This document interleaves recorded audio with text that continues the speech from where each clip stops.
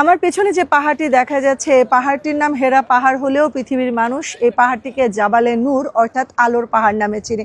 এই পাহাড়ে আমাদের প্রিয় নবী হযরত মুহাম্মদ সাল্লাল্লাহু আলাইহি সাল্লাম দীর্ঘদিন নবুয়ত লাভের আগে এই মহাবিশ্বের স্রষ্টার খোঁজে বসে থাকতেন, ধ্যান করতেন। ওই সময়টাতে তাকে একনিষ্ঠ সাপোর্ট দিয়ে গিয়েছেন তার প্রিয় সহধর্মিণী হযরত খাদিজাতুল কুবরা রাদিয়াল্লাহু তাআলা আনহা। একজন মহিলা যার বয়স তখন 60-এর আশেপাশে, তিনি এই 1000 ফুট থেকেও বেশি উচ্চতার এই পাহাড় প্রতিদিন উঠেছেন রাসূল সাল্লাল্লাহু আলাইহি সাল্লামকে খাবার সরবরাহ করার জন্য। তিনি তাকে সাপোর্ট দিয়ে গেছেন, সান্ত্বনা দিয়ে গেছেন। 610 খ্রিস্টাব্দের লাইলাতুল কদরের রাতে রাসূল সাল্লাল্লাহু আলাইহি সাল্লামের কাছে হযরত জিবরিল আলাইহিস সালাম আসেন এবং আমাদের প্রিয় নবী নবুয়তপ্রাপ্ত হন এবং নবী হিসেবে স্বীকৃতি পান।